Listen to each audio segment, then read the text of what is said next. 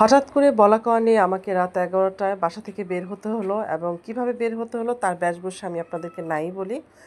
আসসালামু আলাইকুম রহমতুল্লাহ বারাকাতুহু। সবাই কেমন আছেন? আলহামদুলিল্লাহ আমি ভালো আছি। তো যাই হোক আমার কিন্তু হঠাৎ করে মনে হলো, আমার অবশ্য মনে ছিল না, আমার মেয়ে আমাকে মনে করিয়ে দিল যে আগামীকাল ওর প্র্যাকটিক্যাল পরীক্ষা ছিল এবং প্র্যাকটিক্যাল পরীক্ষার জন্য ওকে কিছু জিনিস কিনে সংগ্রহ করতে হবে। কিন্তু এটা কিন্তু আমাকে বলেছিল, বাট আমার মনে ছিল না। তো হঠাৎ করে যখন মেয়ে আমাকে এসে বলল যে আম্মু কালকে সকালে কিন্তু আমার লাগবে, তো যেই ভাবা সেই কাজ আর কি, তাড়াতাড়ি করে বাসা থেকে বের হয়ে গেলাম। প্র্যাকটিক্যালের জন্য যে কিছু টুকটাক জিনিস কিনতে হয় বা এগুলো কিন্তু আমরা সবাই জানি, যারা আমরা বাচ্চাদের স্টুডেন্ট আছে আমরা মারা কিন্তু আসলে সবই জানি। তো যাই হোক আমি কিন্তু একটা তড়িঘড়ি করে রিক্সা নিয়ে চলে আসলাম প্রথমে ফলের দোকানে। এখানে এসে আমি যখন ফলের দামটা জিজ্ঞেস করলাম, ভাইয়া মনে হয় আমাকে দেখে দামটা একটু বাড়িয়ে দিল। কেন দিল সেটা অবশ্য আমি জানি না। শুধু এই ক্ষেত্রে না, আমি যেখানেই যাই সবাই আমাকে দেখে প্রাইসটা কেন বাড়িয়ে দেয়, এই অভিযোগটা আমার উপর সবসময় থাকে। এটা একদমই আসলে আমি নিতে পারি না। তো যাই হোক সেখান থেকে ফলের দামটা বেশি পেয়ে আমি কিন্তু এখানে চলে আসলাম। এটা কিন্তু ১৯ তারিখ রাতের ভিডিওটা ছিল। তো যাই হোক সেটা আমি আপনাদের সাথে এখন শেয়ার করছি। পাশাপাশি আমাকে কিন্তু কিছু খাবারও নিতে হবে, কারণ যেহেতু রাতের বেলা এটা আমাকে নিয়ে রেডি করে রাখতে হবে। সকালবেলা ওর পরীক্ষা, ওর প্র্যাকটিক্যাল পরীক্ষা, অতএব সকালবেলা আমার বের হয়ে যেতে হবে। আর সকালবেলা যে আমি কোনো রেস্টুরেন্ট থেকে নিব, এটা কিন্তু হয়তো যদি বন্ধ থাকে বা যদি না খোলে তাহলে তো দেখা যাবে প্রবলেম হয়ে যাবে। তো এই কারণে আমাকে মেয়েই বলেছিল যে আম্মু রাতের বেলা এনে রেখে দাও, ফ্রোজেন করে রেখে দিলে পরের দিন সকালবেলা এটা আমি গরম করে নিয়ে যেতে পারবো। তো যাই হোক আমি চেয়েছিলাম আসলে বাসায় রান্না করতে, তো সবাই মিলে খেতে পারতাম। তো আমার হাজব্যান্ড বললো যে বাসায় এখন আর ঝামেলা করার দরকার নেই, যেহেতু কালকে ওর পরীক্ষা আছে, তুমি আগে ওর পরীক্ষাটা শেষ করে দাও। তো যাই হোক আমি কিন্তু এখানে চলে আসছি। আসার পর এখানে দেখলাম এখানে অনেক রকমের খাবারই ছিল। আর এই জায়গায় কিন্তু দিনের বেলা এখানে বসে না, এটা সম্পূর্ণ রাত ৯টার পর এখানে বসে। আর আমি যখন খাবার নিচ্ছিলাম তখন ঠিক সেই মুহূর্তে আমার সামনে একটি ছেলে এসে দাঁড়ালো, আপনারা দেখতে পাচ্ছেন। ছেলেটি মাদ্রাসায় পড়ে, বাবা মা আসলে কেউ নেই, ও চাচির কাছে মানুষ হচ্ছে এবং আমাকে দেখে আমার কাছে খাবার চাইলো। আমি তো না করতে পারবো না, অসম্ভব, কারণ আমার এই সমস্ত বিষয়গুলো আমার খুব খারাপ লাগে। তো আমি ছেলেটাকে বললাম যে তোমার কে কে আছে পরিবারে? ও বললো যে আমার বাবা মা নেই, আমি চাচির কাছে মানুষ হয়েছি, আমার ছোট একটা বোন আছে, আমি ওর জন্য খাবার নিয়ে যাব, আমাকে খাবার দেন।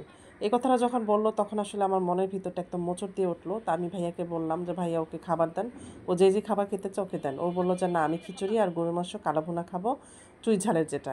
তো আমার বলছে ঠিক আছে তাহলে তুমি খাও। তো ও বলছে আমি খাবো না, আমি বাসায় নিয়ে যাবো, আমার বোন আছে, আমার বোনকে নিয়ে আমি খাবো। তো ভাইয়াকে বললাম যে ঠিক আছে ভাইয়া আপনি পার্সেল করে দেন ওকে, ও বাসায় এসে খাবারটা নিয়ে যাক। তো সাইডে কিন্তু ও চাচি দাঁড়িয়েছিল, তো তাকে আমি দেখছিলাম। আসলে আমি জানি না যে ঘটনাটা কতটুকু সত্য, কিন্তু আমার কাছে আমার খুব মনের ভিতর লেগে গেছে কথাটা। হয়তো বা সত্যি হতে পারে, কারণ আসলে সত্য মিথ্যার ভিড়ে সত্যি জিনিসটা অনেক সময় হারিয়ে যায়। তো আসলে আমি জিনিসটা হারাতে চাইনি। তো এই যে ছেলেটার জন্য খাবারটা রেডি করছে ভাইয়া, তো ওকে খাবারটা দিয়েছিলাম। তো ও আসলে নিয়েছিল এবং খুব আমাকে বলছিল পাশ থেকে যে আন্টি আপনাকে অনেক ধন্যবাদ। আমার অবশ্য ছেলেটার ধন্যবাদের দিকে খেয়াল নেই, আমি শুধু খেয়াল করছিলাম যে আসলে প্রত্যেকটা মানুষ যদি এভাবে এই বাচ্চাগুলোকে, অসহায় বাচ্চাগুলোকে খাবার দিয়ে একটু সাহায্য করে, আসলে ওদের আসলে পেটের খোরাকটা চলে আসে। তো যাই হোক বাচ্চাটাকে খাবার দিলাম, ছেলেটাকে, ও চলে যাচ্ছিল, আমাকে বলছিল আন্টি আপনাকে অনেক ধন্যবাদ। তা আমি একটু তাকিয়ে তাকিয়ে দেখছিলাম। ও যে দেখতে পাচ্ছেন ও চাচি ছিল এবং সে সাথে ওর একটা ভাই ছিল। তো ওরা চলে যাচ্ছিলো, তারপরে যাই হোক এদিকে আবার আমি চলে আসলাম আমার খাবার পার্সেল নিতে। তো এখানে কিন্তু ফ্রেশ পোলাও যেটা ছিল সেটা নিচ্ছিলাম, আর ভাইয়া কিন্তু আমার খাবারটা সার্ভ করতে করতে এদিকে কিন্তু ভাইয়ার হাঁড়িতে যে খিচুড়িটা ছিল সেটা মনে হয় সম্ভবত লেগে যাচ্ছিলো। আমি বললাম ভাইয়াকে যে ভাইয়া একটা পোড়া গন্ধ চলে আসছে। তো ভাইয়া আমার কথা শুনে কিন্তু খিচুড়িটা দেখতে চলে এসে খিচুড়িটা গুছিয়ে ঠিক করে নিল। আর এদিকে কিন্তু আমি রোস্টগুলো নিয়ে নিচ্ছিলাম, কারণ আমার রোস্ট লাগবে, পোলাও লাগবে এবং এক্সট্রা কিছু খাবার লাগবে, ফল ফ্রুটস লাগবে। তো এইগুলো আমি খাবারগুলো এখানে নিতে রাত ১১টায় চলে আসছি। অবশ্য আমার বাসায় যেতে যেতে 11:30 বেজে গেছে।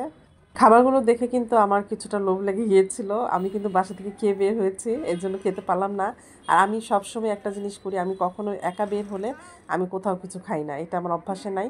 কারণ একা বসে কোথাও খাবো বা দাঁড়িয়ে খাবো এভাবে, এটা তো আমার ভালো লাগে না। আমার সাথে যদি কেউ থাকে তাহলে ভালো লাগে।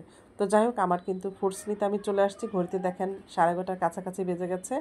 তো কিছু করার নেই, আমি এখান থেকে ফ্রুটসগুলো নিয়ে, খাবারগুলো নিয়ে সোজা বাড়ির দিকে চলে গেছি। তো আজকে এই পর্যন্তই। সবাইকে শুভ দুপুরে অনেক অনেক শুভেচ্ছা। আল্লাহ হাফেজ।